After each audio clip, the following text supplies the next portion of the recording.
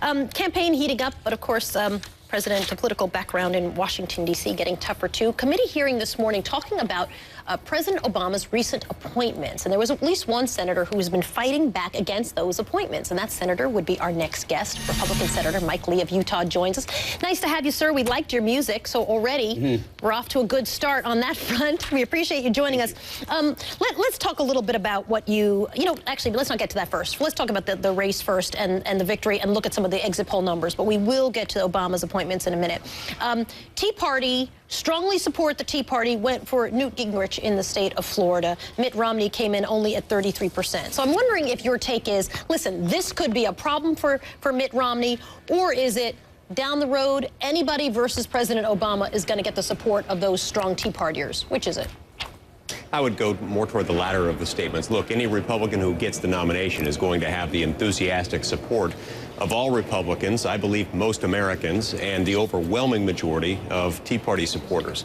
It's interesting, you know, 2/3 of those who voted yesterday in Florida's presidential primary identified themselves as people who support the Tea Party, and Mitt Romney still won by a margin of about 15 points.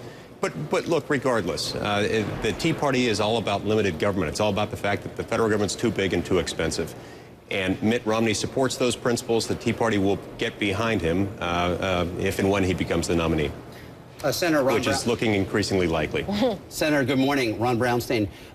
Republicans are concerned about the president's recess appointments, in particular of Richard Cordray to run the Consumer Protection Finance Bureau. But the Republican position was that they would not confirm any appointee to that bureau unless the president agreed to substantive changes in the underlying law.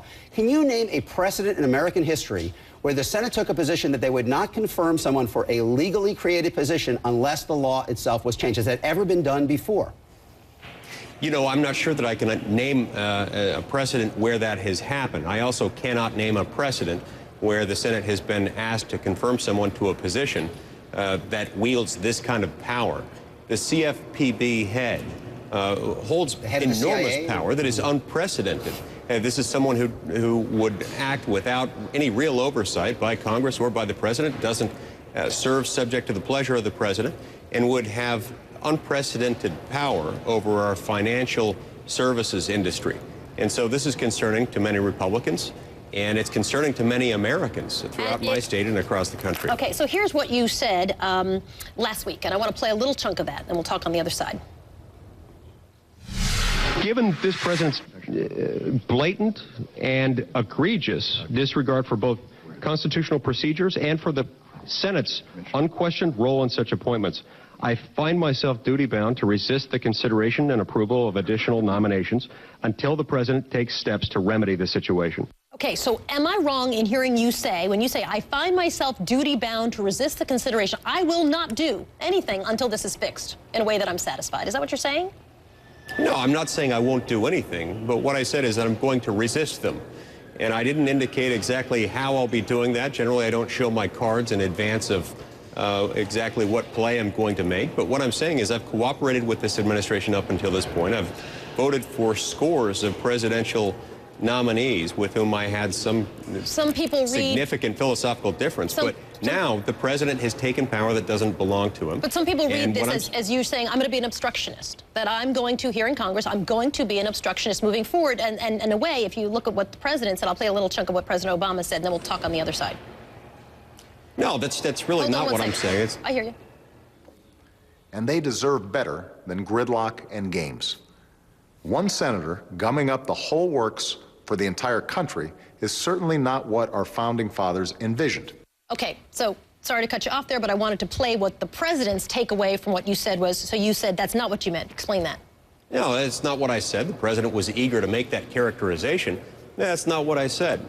Look, my point is this. This discussion is about the Constitution. It's about the fact that ours is not a government of one. I've talked to people throughout my state and across the country who are concerned. They feel somewhat powerless because the president has taken power and exercised power that doesn't belong to him. It belongs to the people, and it's authorized to be exercised by those who are duly elected to the United States Senate. He's made recess appointments at a time when the Senate was not in recess for purposes relevant to the Recess Appointments Clause. And that is a problem. Because we don't have a government of one, we have a Senate that makes sure that presidential nominations of a certain level have to be confirmed. And he didn't follow that process here, and I'm going to hold him accountable for that. Okay, go ahead.